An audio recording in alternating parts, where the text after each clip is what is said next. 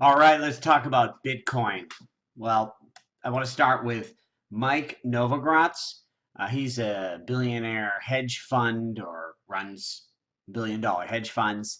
And let's just take a quick listen to this. Bitcoin represents the kind of benchmark or bellwether that all this collective energy is showing up in. Because these are new buyers, and it's the easiest thing for them to buy. And so I would tell you that for the next 6 months, if you were purely short term, Bitcoin's a pretty easy bet. It's going higher and much higher.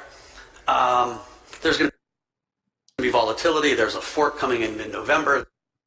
So, I'm going to talk a little bit about Bitcoin and how, the technology is not the best. It's probably not going to be used for payments anytime, maybe ever. But it is a store of value, and as Mike Novogratz is saying here, it's the gateway drug. It's the front door. So right now, Wall Street is lining up, and their attitude is sort of, well, put 1%, 3%, 5% of your assets into crypto assets.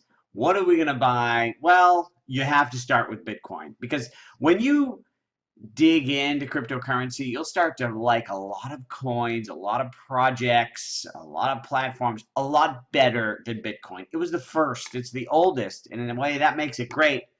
It also makes it the oldest technology.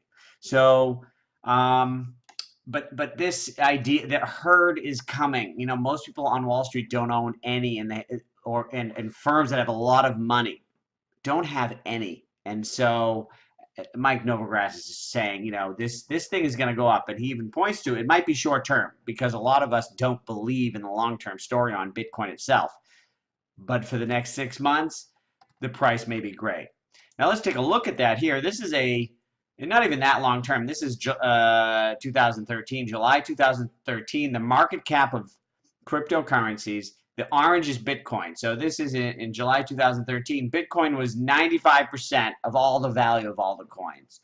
And look at what happened this year. This was the altcoin, as they call it, altcoin rally. And Bitcoin plummeted to 40% of market cap. It's had a great rally back to 60.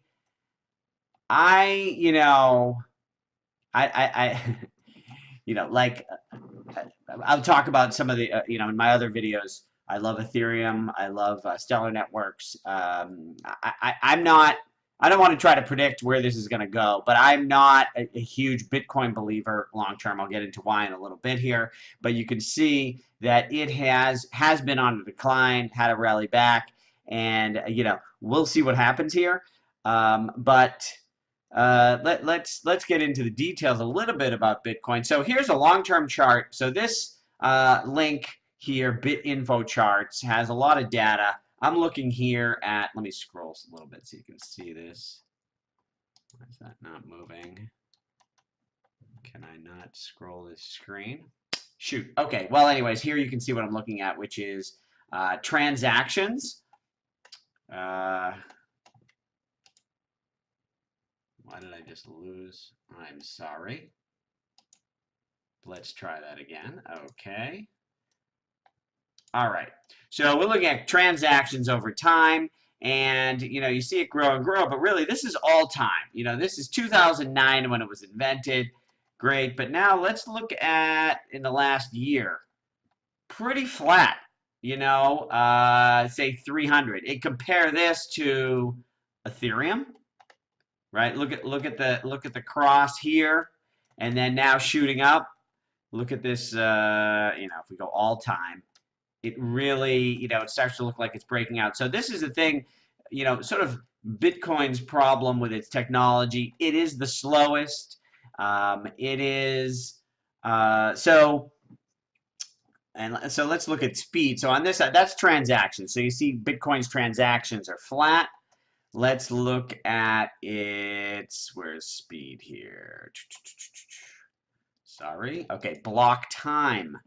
And let's do 3 months.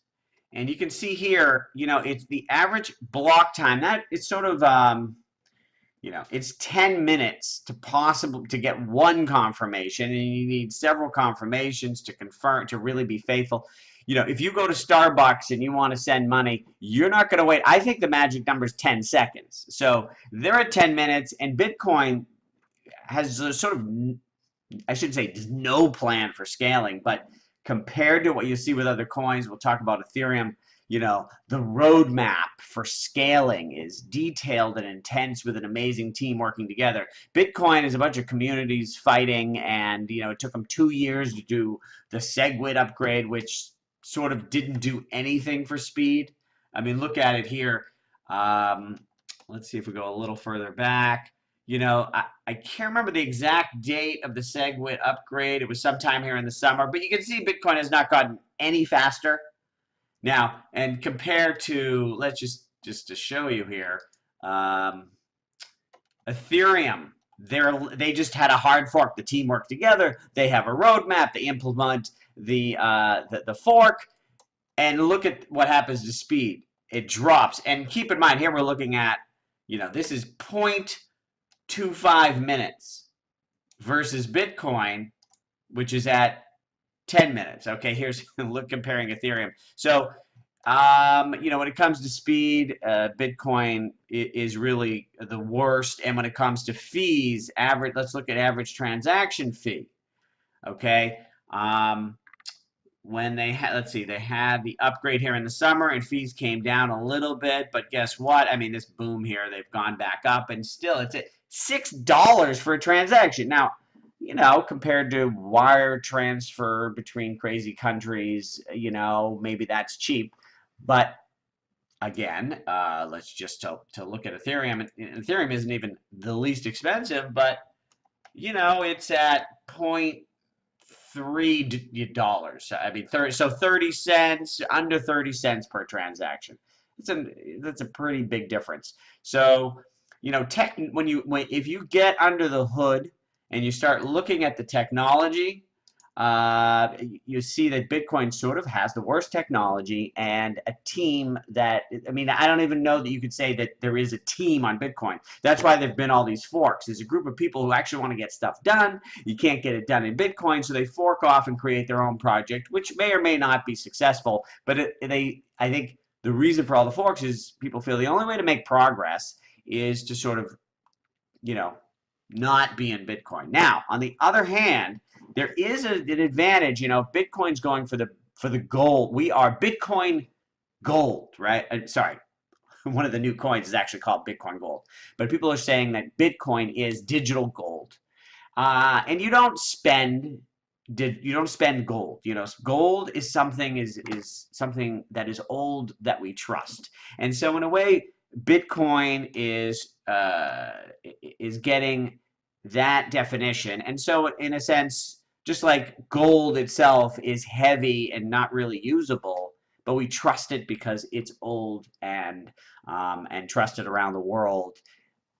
Similarly with Bitcoin, it's too slow and clunky to really use, but if you just want to store your money there, and know that it's going to be exchangeable, one of the advantages on Bitcoin is it is in every exchange. If you want to move money around between different exchanges, Bitcoin's usually the best option. When you get these other coins, they're not available at different exchanges. When you start sending some altcoin all over the, from one exchange to another, it can be really tricky. Usually, if you want to move money around, you have to convert it into Bitcoin to move it around. So now that Ethereum is becoming easier and sort of available everywhere, and that advantage may not last forever for Bitcoin, but Bitcoin is the digital gold. Now, so people say, so there's a couple things with digital gold. First of all, let's just keep in mind here. I just got a little chart here. This is from 2005. Gold and 2000, or it says here 2004, which I guess was Google's IPO. And remember, Gold had a huge rally. This is before the big Google gold rally. But the bottom line here is that Google outperformed gold a lot. So a lot of people, I like to remind people that yes, there's nothing wrong. In fact, I recommend 5-10% of your portfolio in gold is what I used to say. Now it's maybe 5 to 10% of your crypto portfolio in digital gold, which is Bitcoin. And because if you're able to pick a winning company, if you're able to pick the next Google in crypto or the next Amazon in crypto, those are going to greatly outperform the digital gold. Just as Google has outperformed regular gold, I believe in the very long term, Ethereum will outperform Bitcoin because Ethereum is a platform. Ethereum, I'm hoping, is the next Google, the next Amazon, next Tesla sort of success story, which I think will outperform gold itself. So the main point I wanna stress here as we build our cryptocurrency portfolio is Bitcoin, in a sense, has to be part of your portfolio because you're going to need it to move money around. We're going to buy some Bitcoin. Think of it simply as gold. Think of it as just 5 to 10% of your portfolio. And if you start digging under the hood into how all of these currencies work, and you start seeing how crappy the Bitcoin technology is, don't immediately just dump all your Bitcoin because of that. That's already well known by most people. So let's see. Okay, so I'm making other videos about the other coins, and then regarding Bitcoin, where to go and buy it and where to store it. We're gonna get to that. Um, if you like my content here, please let Ty know you want more crypto from Dave. For more info on the latest on whatever I'm doing, you can always go to davelevine.com, DAVELEVINE.com. I'll update the latest on what I'm doing. And I also have a YouTube channel, youtube.com/davelevine.com, where I got a lot more info on other coins and cryptocurrency news and what's happening. And that's about it. So good luck, and see you in another video.